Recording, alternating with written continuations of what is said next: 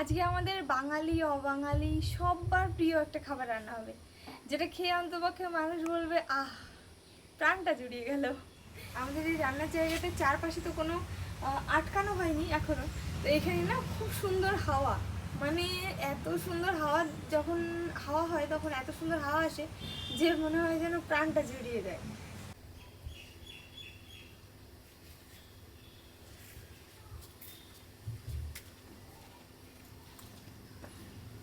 চলে এসছি রান্নাঘরে, আর আজকে একটা অন্যরকম রান্না হবে। এসো।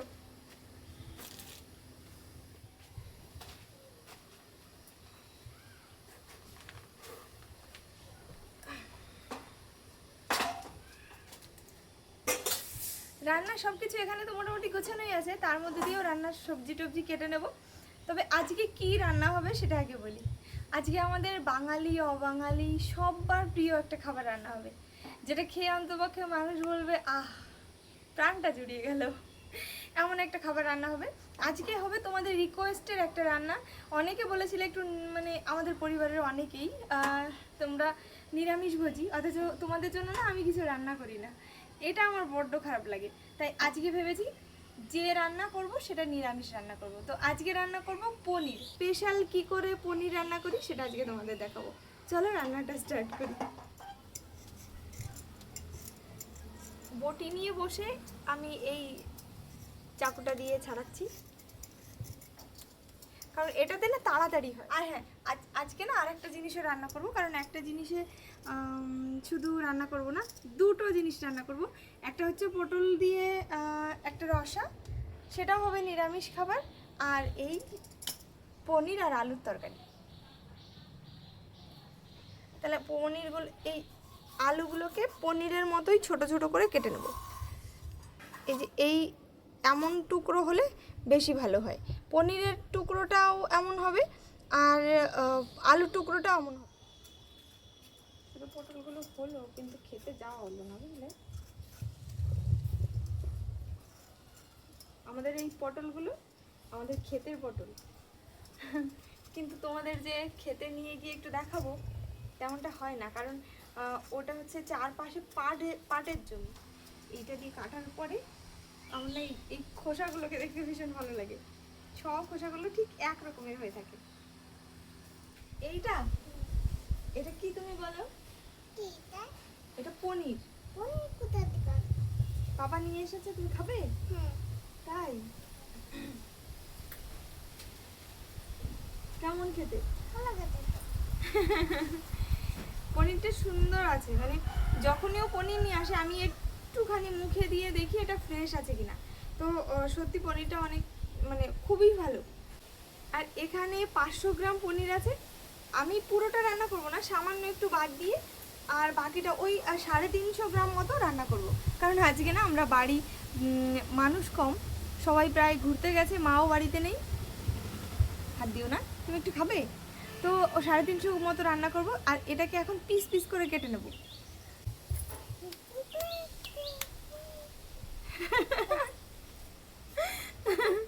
আচ্ছা তুমি কাটবে? হাত দিও না, হাত দিও না বাবা, হাত দিও না।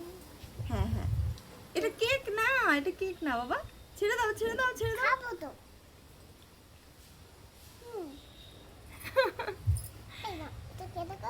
না আমি খাবো না, এটা রান্না করব তারপর খেতে হয়। দাও।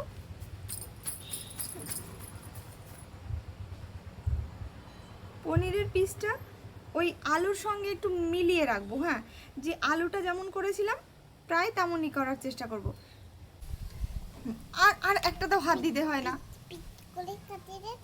হ্যাঁ, পিস পিস পিস পিস করে কেটে দিয়েছি। তুমি ভালো খাও পনির? আচ্ছা তোমরা পনির কিভাবে রান্না করো অবশ্যই আমাকে বলবে, কারণ আর আমারটা আমি যেভাবে রান্না করছি। তুমি কি কথা বলতে দিচ্ছ না একটু? এটা খাবে? এটা খেতে হবে না, আমি রান্না করি তারপর খেও। আচ্ছা আমি একটু কেটে দিই, আমি একটু কেটে দিই, কারণ পুরোটা তো তুমি খেতে পারবে না, আমি একটু কেটে দিই বাবা। দেখো একটা লম্বা পিস দেবো।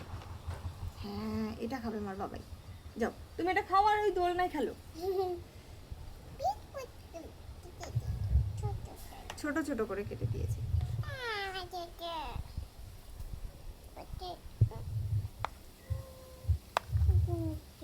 আলুর পিসটা কেমন রেখেছিলাম, আর এই দেখো পনিরের পিসটা ঠিক কতটুকু রেখেছি। আলুর সঙ্গে একরকম হবে। তো চলো বাকিগুলো এমন করে কেটে নিই। একটু হাই করে দাও সবাইকে। পনিরটাকে আমি কেটে নিয়েছি আর সব সবজিগুলোকে কেটে ধুয়ে নিয়েছি। এবার রান্নাটা বসিয়ে দেবো। রান্না তো বসাবো, কিন্তু সবার থেকে যেটা জরুরি আজকের পনিরের তরকারির মধ্যে সেটা হচ্ছে এর মশলাটা। তো এর মশলার জন্য আমি কি কি নিয়েছি দেখো। এখানে নিয়েছি কিছুটা পরিমাণ মগজদানা, পটলের মধ্যেও কিছুটা পরিমাণ এই মশলাই দেব, তো যার জন্য একটু বেশি পরিমাণে নিয়েছি। আর নিয়েছি কিছুটা কাজু বাদাম। এখান থেকে বেছে বেছে এমন সুন্দর দেখে দেখে কয়েকটা পাকা লঙ্কা নেবো। কত বড় না আজকে লঙ্কাগুলো, দারুণ কিন্তু। তো এই মশলাগুলোকেই আমি একটু পেস্ট করে নিয়ে আসবো।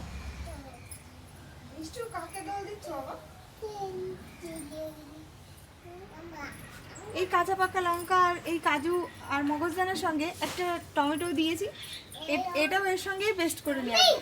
তোমরা এখন এটা গ্রেটারে দিলেও হয়, কিন্তু যেহেতু এই মশলাটা কম এর মধ্যে দিলে একবারে পেস্ট হয়ে যাবে। তো চলো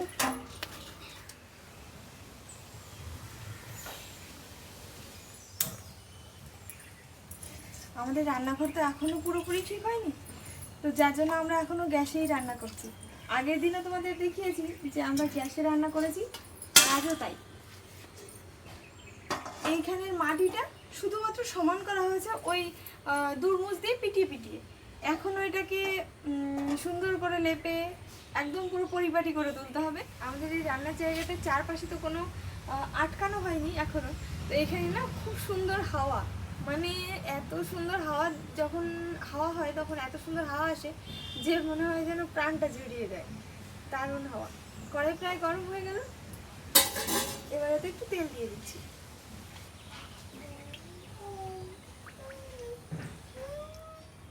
তেলটা গরম হতে হতে আমি এই পনিরগুলোকে একটা বাটির মধ্যে নিয়ে একটু লবণ হলুদ মেখে নেব। যদি কখনো তোমরা শুকনো পনির, শুকনো বলছি মানে এমনি এরকম করে ভেজে শুধু খেতে চাও, তাহলে পনিরের সঙ্গে এই লবণ হলুদ আর সঙ্গে একটু ওই গুঁড়ো লঙ্কার গুঁড়ো একটু মেখে নিয়ে তারপর ভাজবে, দেখবে কি দারুণ লাগে টেস্ট। আর ওরকমটা মেখে যদি ডালের সঙ্গে খাওয়া হয় তাহলে খুব সুন্দর লাগে। অনেকে না এই পনিরটা লবণ হলুদ না মেখেই ভাজে, কিন্তু লবণ হলুদ মাখলে আরও বেশি ভালো হয়। লবণ হলুদটা মাখা হয়ে গেছে আর এদিকে আমার তেলটাও না গরম হয়ে গেছে। তো চলো এগুলোকে ভেজে নিই। আর যখন এই পনিরটা ভাজা হবে তখন এর গ্যাসের ফ্লেমটা একটু কমিয়ে দিতে হবে, ভীষণ স্লো স্লো দিয়ে ভাজতে হবে, তা না হলে না পনিরটা আবার পুড়ে যায়।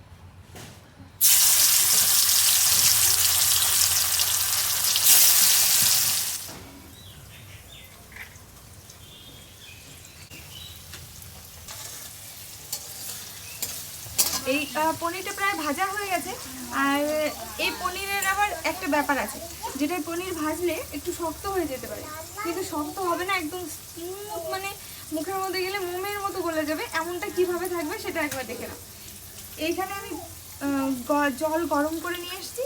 এই জলটাকে যে বাটিতে আমি মাখলাম, যে কোনো পাত্রে তোমরা নিতে পারো, একটু এই জলটা যেন খুব গরম না হয়, একদমই হালকা গরম জলের মধ্যে এই পনিরটা ভেজে তুলে নিতে হবে।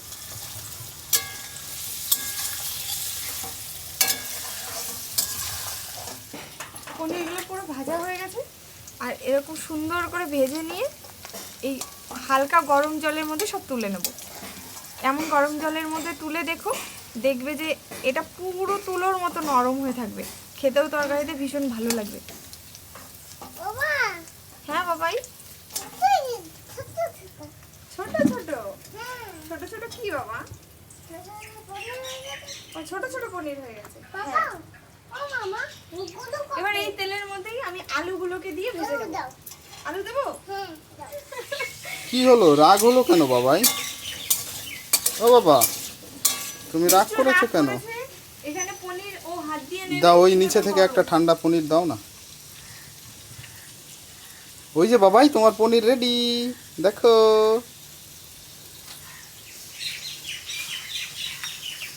এই নাও, দেখো ধরতে পারো কিনা। গরম, তাহলে একটু পরে নেবে, একটু পরে নেবে না এখনই নেবে?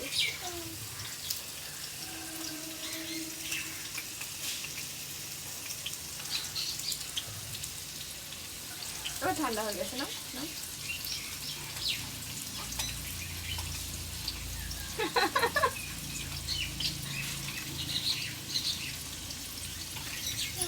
হ্যাঁ, দেবো, দেবো, দেবো, দেবো, দেবো, আগে করো।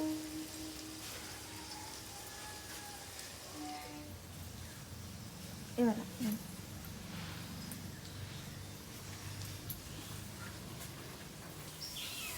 আলু প্রায় ভাজা হয়ে গেছে। বাবা তুমি এখানে ঘোরাঘুরি করো না, ওখানে যাও। আলুটা প্রায় ভাজা হয়ে গেছে, এবারে এগুলোকে আমি নামিয়ে নেবো। আলুটা না একটু লাল লাল করে ভেজে নিতে হবে।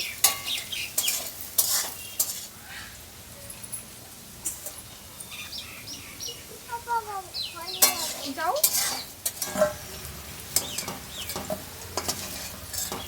আলুটা ধীরে ধীরে ভাজলে কি হয়, আলুটা না এখানে ভাজার সময়ই না সেদ্ধ হয়ে যায়। এই যে যে আলু ভাজার তেলটা ছিল, এই তেলের মধ্যে আমি একটু ফোড়ন দিয়ে দিচ্ছি। ফোড়নের জন্য নিয়েছি 2টো তেজপাতা, আর নিয়েছি অল্প সামান্য একটু গোটা গরম মশলা। তো এটাই ফোড়নে দিয়ে নেব।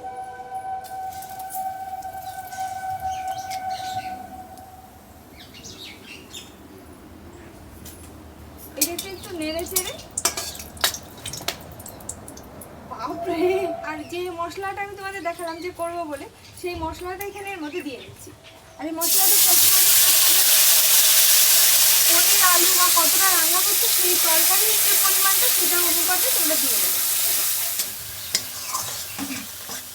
আমাদের বাড়ির সবাই না একটু গ্রেভিটা বেশি পছন্দ করে, মানে একটু ঝোল দিয়ে ভাত খেতে বেশি পছন্দ করে, খুব একটা শুকনো তরকারি পছন্দ করে না। যার জন্য আমি প্রায়ই তরকারিতে একটু গ্রেভিটা বেশি আর ঝোলটাও একটু বেশি রাখি।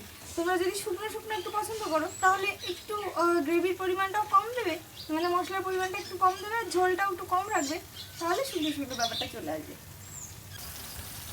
মশলাটাকে সুন্দর করে কষে নিতে হবে, কারণ এই যে এগুলো তো বাদাম, তো এই মশলাটায় না একটু কাঁচা গন্ধ থাকে। তো সেই কাঁচা গন্ধটা যাতে না থাকে ততক্ষণ পর্যন্ত একটু কষে নিতে হবে। মশলাটা যত ভালো কষা হবে খেতে দেখবে ততটা ভালো লাগবে। সামান্য কিছুটা পরিমাণ জল দিয়ে দিয়ে আমি কষে নিচ্ছি, যাতে এর এই কাঁচা গন্ধটা একদমই না থাকে, এটা পুরোপুরি রান্না হয়ে যায় এখান থেকেই। দেখো মশলাটা কষা হয়ে গেছে আর এর থেকে তেল ছেড়ে দিয়েছে। এরকম যখন মশলা থেকে তেল ছেড়ে দেবে সেরকম সময় এর মধ্যে আমি এই আলুগুলোকে দিয়ে দিচ্ছি। আলুগুলো দিয়ে একটুখানি সময় কষে নেব আলুর সঙ্গে। যদিও আলুটা সেদ্ধ হয়েই গেছে, আমাদের না খুব সময় লাগবে না জানো। যদি তোমরা এই পনিরটা এইভাবে রান্না করো আর মশলা বা অন্যান্য সব কিছু,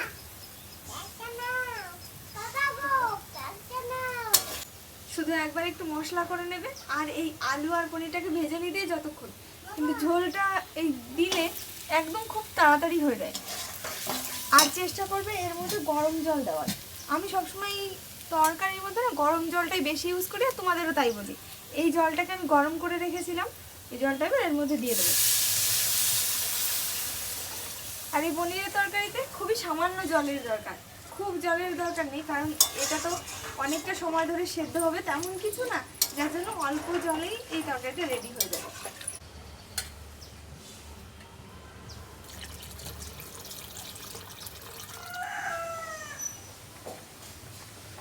এই যে যে জলের মধ্যে দিয়েছিলাম, দেখো পনিরটা কতটা স্মুথ হয়ে আছে, কতটা নরম হয়ে আছে, মানে এটার মধ্যে জল চলে গেছে আর এটা কতটা স্মুথ আছে এখনো। তো এই পনিরটাকে জল সমেতই আমি তরকারির মধ্যে দিয়ে দেবো।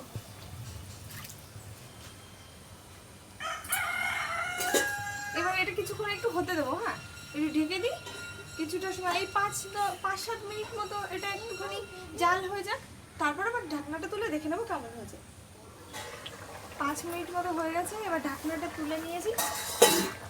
কালারটা দেখো তোমাদের পছন্দ হয়েছে কিনা।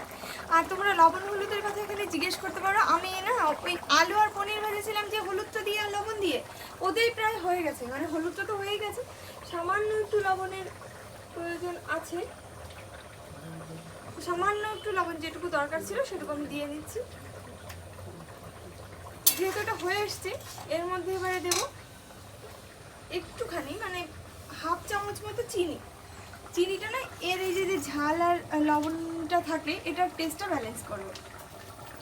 আর পনিরের তরকারিটা কি হয়, খুব একটা ঝাল ঝাল হয় না, হালকা মিষ্টি মিষ্টি লাগে। তো মিষ্টি হলে বেশি ভালো লাগে, খুব ঝাল ভালো লাগে না, তো এর জন্য দিলাম। আর বলে না স্বাদে গন্ধে অতুলনীয় ব্যাপারটা হতে হবে, তো স্বাদটা তো আমি যখন মশলা দিয়েছিলাম তো ওতে স্বাদটাই চলে এসছে, কিন্তু এবার মেন দরকার হচ্ছে গন্ধটা। গন্ধ কিসে আনবে বলো তো? পনিরের তরকারিতে গন্ধ আনবে ঘিতে। ঘি যদি তোমরা মিস করে ফেলো তাহলে দেখবে এর একটা মানে পুরোপুরি সম্পূর্ণ হবে না। এর মধ্যে আমি একটা ঘি দিয়ে দেবো। আর আজকে না একটু অন্য ঘি নিয়ে এসেছি। এটা দেখো, এটা আমি তো আর নেওয়া নিয়ে এসেছি, এটা AKD, এটা খাইনি কখনো। তো দেখা যাক ঘিটা কেমন হয়, আজকে খেলে বোঝা যাবে। এবারে এর মধ্যে একটু ঘি দিয়ে দেবো। ঘিটা দিয়ে এটা একটু ঢাকা দিয়ে রাখছি। হ্যাঁ, কিছুটা সময় ঢাকা দিয়ে তারপর ঢাকনাটা খুলে নেবো, যাতে ঘিয়ের গন্ধটা তরকারির মধ্যে পুরো বসে যায়। একটু নেড়ে চেড়ে নিলাম। এটা রেডি হয়ে গেছে, এবারে নামিয়ে নিচ্ছি। রেডি হয়ে গেছে পনিরের তরকারি। দেখো তোমাদের পছন্দ হয়েছে কিনা। আর যদি এই রেসিপিটা তোমাদের ভালো লাগে তাহলে অবশ্যই ভিডিওটা লাইক করো। আর এটা খাওয়ার সময় অবশ্যই তোমাদের সবাই জানাবে যে কেমন হয়েছে। আর যদি এরকমভাবে তোমরাও বাড়িতে রান্না করে থাকো তাহলে আমাকে জানিও যে তোমাদের খেয়ে কেমন লাগলো। ভাত হয়ে গেছে আর পনিরটা তো তখনই হয়ে গেছিলো। আর এই পটল রসাটা, মানে পটল রসা বলতে হ্যাঁ পটলের রসাই, তো এইটাও প্রায় রেডি হয়ে গেল। তো এইটা তোমাদের এখন দেখালাম না। যদি তোমরা দেখতে চাও এই পটল রসার রেসিপিটা তাহলে আমাকে কমেন্ট করো, তোমাদের দেখিয়ে দেবো।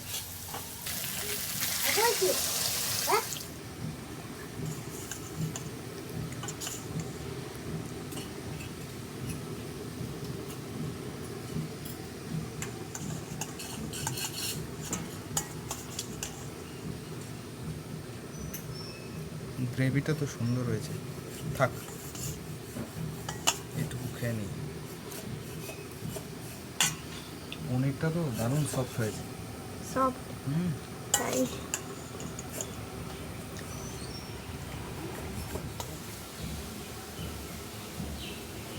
গরম ভাতের সঙ্গে পনির সুস্বাদু খাবার, নিরামিষের মধ্যে, তাই না? হ্যাঁ।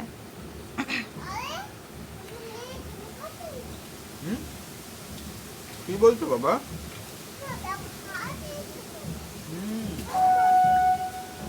দারুণ টেস্ট করেছো। কিন্তু আমি গ্রেভিটা আরো একটু ঝোল ঝোল মতো রাখতে চেয়েছিলাম। রাখলে মনে হয় বেশি ভালো। হ্যাঁ হ্যাঁ, কিন্তু এই গ্রেভিটা দেখছি একটু টেস্টটা কিন্তু অসাধারণ হয়েছে। পনিরটা না এখন সাথী এত সুন্দর রান্না করে যে আমার খুব প্রিয় খাবার হয়ে গেছে। মাঝে মাঝে আমরা পনির খাই, আর আমরা তো নিরামিষ খাই না খুব একটা, মানে আমাদের সেরকম নেই যে আমাদের সপ্তাহে এই দিন নিরামিষ খেতে হয়, কিন্তু তাও আমরা মাঝে মাঝেই পনির এনে খাই, বলো? হ্যাঁ, পনিরটা আসলেই এখন খুব সুন্দর রান্না করে। আর তোমরা যে রেসিপিটা দেখলে অবশ্যই একবার ট্রাই করে দেখো, খুব সুন্দর রান্না হবে আর খেতেও খুব অসাধারণ হবে। একবার ট্রাই করে দেখো তোমরা। পনির এমনিতেই সবার ভীষণ প্রিয় খাবার, মানে 90% লোকেরই তেমন মানে মনে হয় যেন প্রিয় খাবারই।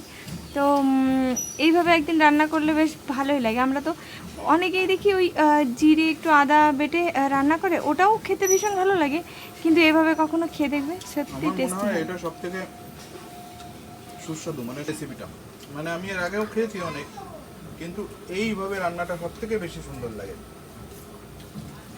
আমার ফেভারিট একদম।